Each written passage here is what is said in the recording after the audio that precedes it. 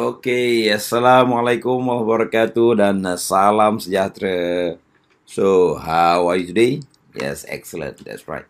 Alhamdulillah, malam ni kita dapat berjumpa lagi dan bertemu lagi dari sesi live kita.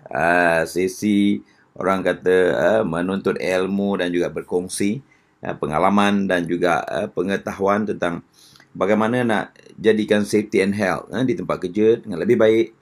Bagaimana nak jadikan keselamatan dan kesihatan di tempat kerja dengan lebih cemerlang. So, itu cabaran kita dan cabaran semua organisasi. Okay? So, therefore, malam ni kita akan share konsep yang seterusnya dan kupasan yang seterusnya dalam siri bedah buku 5 Pillar of Excellent Safety and Health Practitioner. Okay? So, siapa-siapa lagi yang belum dapat buku ni, tolong inform dan tolong key in dan juga bagi tahu. So therefore kita akan WhatsAppkan nanti dan kita akan forwardkan pada anda the link untuk anda download the book. Okay, dan siapa-siapa juga yang dah ada buku tu boleh bagi tahu dekat sini dah dapat buku. Okay, dan juga boleh anda kongsikan juga apa 3 perkara yang maybe memberi manfaat pada anda. Dan apa perkara yang kemungkinan anda dapat manfaat daripada buku tersebut. Itu penting juga. Kenapa? Bila anda dapat orang kata maklumat, manfaat daripada buku tersebut, so anda boleh gunakan dan anda boleh leverage whatever inside the book for your future reference dan juga untuk memperbaiki career kita. Betul? Okay, good. So, siapa yang dah ada kat sini, say hello, say assalamualaikum, say selamat malam. Okay. Dan hari ni, petang tadi baru je di-announce akan berlakunya PKP pada setengah-setengah negeri. So therefore, secara tak langsung dekat Selangor ni pun kita kena juga PKP. Selangor, Johor, betul?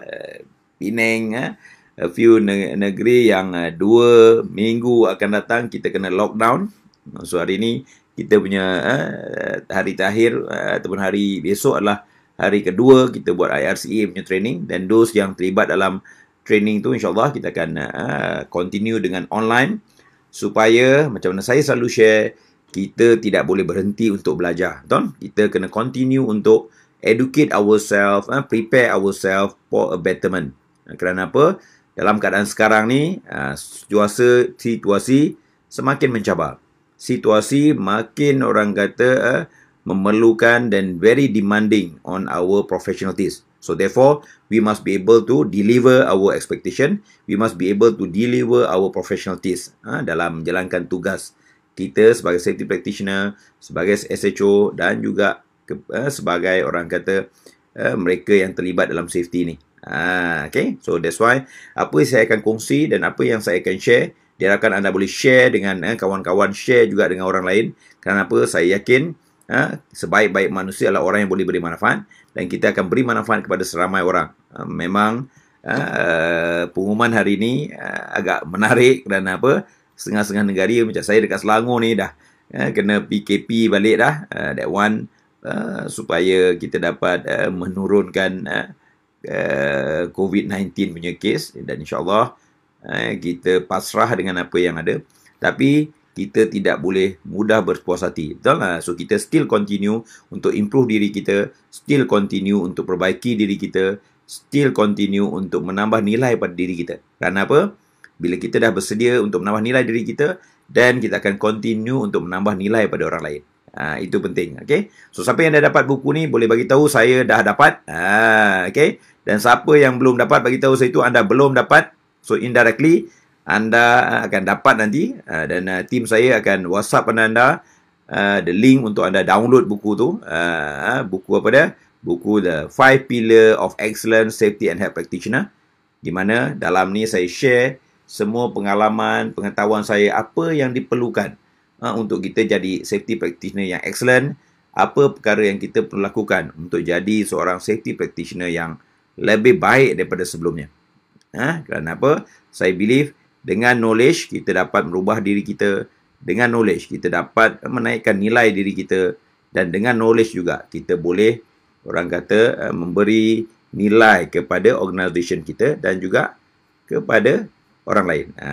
Okay. So, therefore, malam ni, kita akan cover satu segmen, satu section yang paling best, satu bahagian yang paling menarik sebenarnya, di mana di dalam buku ni saya share tentang konsep berani. Konsep apa? Berani. Kerana apa? Saya yakin safety officer, safety practitioner, mereka yang terlibat dalam safety ni kena berani. So therefore, apa konsep berani? Supaya kita dapat melakukan tugas kita dengan lebih baik, kita lebih yakin untuk melakukan tugas kita dengan lebih bagus, dan seterusnya kita boleh beri manfaat dalam organisation dengan lebih ada impact. Bila kita faham apa dia konsep berani. Okay, so let me share with you apa konsep berani yang saya ketengahkan dalam buku The 5 Pillar ni. Kerana apa? Penting untuk kita faham dalam menaikkan keberanian diri, ada perkara-perkara yang kita kena bersedia. Ada perkara-perkara yang kita kena siapkan. Ada perkara-perkara yang kita kena prepare ourselves to do much more better. Okay? So, let us go through the konsep berani yang saya ketengahkan. So, apa dia berani? Okay, bagus. So in here, kita kena faham tuan-tuan, dalam konsep berani dalam kehidupan kita ni. Okay, menurut Abraham Maslow, seorang ahli psikologi terkenal Amerika, yang memperkenalkan Maslow Hierarchy of Needs. Di mana umumnya, manusia memerlukan keselamatan dan kesihatan selepas makan dan tempat tinggal. So, if kita understand, pertama, sebagai manusia ni, dia perlukan tempat tinggal. Dia perlukan makan. Itu sebabnya kenapa bila kita dapat duit, bila kita dapat orang kata maybe gaji, ataupun kita ada duit dalam poket, pertama sekali yang kita akan buat, apa dia? Kita akan beli makanan. Betul? So, that's why, pertama sekali, penting untuk kita pastikan cukup makanan, cukup pakaian yang ada, dan seterusnya juga ada tempat tinggal. So, that's why kenapa perlu untuk kita cari tempat tinggal, sama ada beli ke, sewa ke, tumpang kawan ke, betul? So that's why Abraham Maslow bagi tahu mana level yang pertama manusia perlukan makan dan tempat tinggal. Okay? Dan yang keduanya, selepas kita ada makan dan tempat tinggal, apa yang manusia perlukan adalah elemen keselamatan dan kesihatan. Kerana apa? Bila seseorang tu tidak selamat, dia tidak boleh menjalankan kerja dengan baik. Apabila seorang tu tidak sihat dan dia tidak boleh, orang kata, bekerja secara maksimum ataupun optimum dalam kerja harian. So that's why important untuk mereka faham bahawa the safety and health bukan saja keperluan, ia adalah needs ataupun kehendak yang wajib dan mesti ada pada setiap orang. Okay, itu kita kena faham. Dan seterusnya juga, apa yang saya share dekat sini, okay. So, senjata utama manusia bukan pisau, parang, pistol ataupun senapang, tetapi keberanian. Betul? Kerana apa? Tanpa perubahan tidak biasa berlaku. Konsep berani adalah seperti berikut. So that's why kita kena faham apa konsep berani. Apa yang perlu ada untuk kita jadi seorang yang berani. Kalau kita selalu reserve dekat belakang, so kita kena recheck apa elemen yang kita belum ada, apa elemen yang kita kena kuatkan. Itu penting. So indirectly kita akan memberi dan membina keberanian dalam diri kita. Okay. So, untuk berani, B yang pertama apa dia? B pertama, kita kena ada berguru. Atau kerana apa? Dalam kehidupan ni, kita tidak boleh seorang diri. Kita kena ada orang yang always membimbing kita. Kita always ada orang yang educate dan juga mampu berkongsi pengetahuan dengan kita. So, that's why B yang pertama, elemen yang amat penting untuk kita adakan ilmu, adakan knowledge, dan kita kena berguru. Dan ingat di sini, guru adalah umpama cahaya dan ways yang beri petunjuk jalan, memberi pedoman sekiranya berlaku, orang kata, sesat dalam perjalanan dan sebagainya. Itu kita kena tahu. Yang kedua, selain daripada kita berguru, kita perlukan juga emosi yang kuat. Kenapa? Emosi yang kuat akan melahirkan keinginan yang mendalam. Bila kita nak sesuatu tu, kita pastikan emosi kita dengan kuat. Jadi apa pun berlaku, kita akan lakukan sesuatu dengan yang terbaik. Itu penting. Kenapa? Emosi yang berubah-ubah, emosi yang lemah akan menyebabkan kita cepat putus asa. Kita kena faham that particular konsep tentang emosi. Kenapa? Manusia buat sesuatu, buat pilihan, dan melakukan sesuatu dengan konsisten dengan adanya emosi yang kuat. Jadi apa pun yang mengganggu kita, apa pun yang memberi halangan pada kita, kita boleh overcome that situation. Okay, good. So next, siapa yang ada kat sini, say hello, say hi. Okay, bagus. Okay, good. Hai Muhammad, apa khabar? Hai yang lain-lain, apa khabar? Okay. Say salam, hello kat situ, dan love, like banyak-banyak kat situ, supaya kita boleh beri manfaat kepada diri dengan orang lain. Okay, bagus. So next, okay, setelah kita ada emosi, kita juga tidak boleh lari daripada rajin berusaha. So R daripada rajin berusaha dan bertindak pantas serta konsisten. Kenapa? Dalam keadaan yang mencabar sekarang ni, kita kena faham, kita tidak boleh berlengah-lengah. Kita tidak boleh mudah berpuas hati. Kita tak boleh mudah orang kata terima apa yang ada. So kita kena bertindak dengan cepat dan kita kena rajin untuk berusaha. Kenapa? Bila kita berusaha, yang mendapat kebaikan dia adalah diri kita sendiri. Kita kena faham that concept. So maknanya untuk kita berani, kita kena always rajin. Dan dalam keadaan ini juga, bila kita rajin berusaha, indirectly kita juga akan belajar sesuatu dari usaha kita tu. Dan kita juga akan dapat hasil dari usaha tu. Okay, that is untuk R kita. Then next, untuk kita berani juga, kita kena ada elemen A. Apa elemen A yang penting tuan-tuan? Untuk kita berani, kita kena ada akhlak yang mulia. Mana akhlak kita, attitude kita kena bagus. Attitude kita kena konsisten. So therefore, always remember that attitude yang bagus, akhlak yang bagus akan memberi impact positif pada orang lain. Itu kita kena faham. So that's why A melibatkan akhlak. A juga melibatkan amalan kita yang konsisten.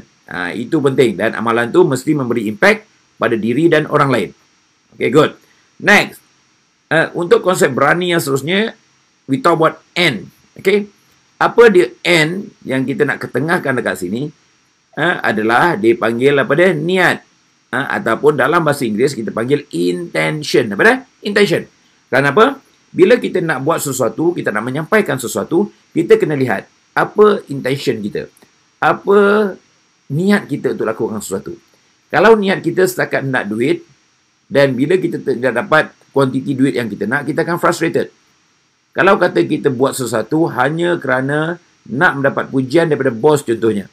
Jadi bila kita bos tak puji, kita akan rasa frust. So that's why, always remember, niat yang betul akan memberi kita kepuasan dan juga kegembiraan bila kita mencapai dia. Dan niat kalau boleh bukan hanya kerana material, kerana sesuatu yang lebih besar daripada itu. So apa niat yang kita boleh consider? Pertama, niat kita adalah untuk menambah nilai. Apa nak? Menambah nilai pada orang, menambah nilai pada organisation, menambah nilai kemungkinan kepada orang kata pekerja kita.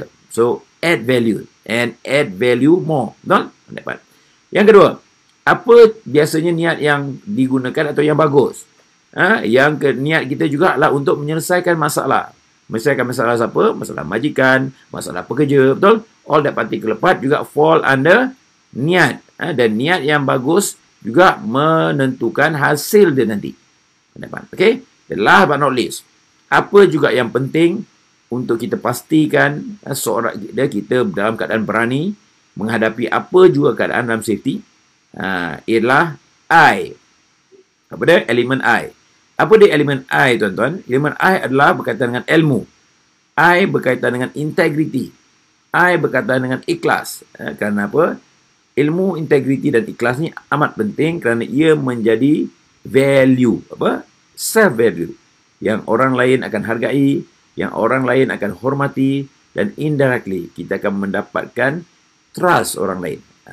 Kerana apa? Bila kita nak buat sesuatu, bila kita nak buat safety, bila kita nak buat sesuatu program, kita kena pastikan setiap orang percaya kepada diri, percaya kepada sesuatu yang kita akan capai, dan juga percaya kepada program yang kita laksanakan supaya ianya boleh beri manfaat secara kumulatif. Kerana apa? Dalam safety ni, cabaran kita dalam safety ni adalah untuk convince orang supaya dia nampak apa kesan dia sekiranya dia tak dilakukan dengan betul. Betul? So, therefore, kita kena faham, untuk jadi berani, kita kena ada konsep berguru, emosi yang bagus, dan rajin berusaha dan juga bertindak pantas. Kita ada akhlak yang mulia dan juga amalan yang konsisten. And kita talk about niat ataupun intention. Dan last sekali, kita kena ada value ilmu, integriti dan juga ikhlas. Betul? So that's why perkara-perkara ni boleh menyebabkan kita lebih berani. Perkara-perkara ni akan menguatkan keberanian diri kita dan seterusnya. Bila kita berani, kita akan juga start dihormati oleh orang lain dan indirectly mereka akan start trust dan percaya dan mereka akan support program-program safety di tempat kerja, insyaAllah. So therefore, kita kena faham untuk kita pastikan safety dalam landas yang betul, safety officer dan safety practitioner dapat menjalankan tugas dia dengan cemerlang, kita kena ada konsep berani. Dan dengan berani ini, kita boleh bina safety and health di tempat kerja dengan lebih baik. Okay? So therefore, saya nak dah kongsi this particular information supaya kita dapat membina tempat kerja yang lebih cemerlang. Okay, boleh? So stay safe, stay healthy and stay excellent. Okay, jumpa lagi besok. Bye.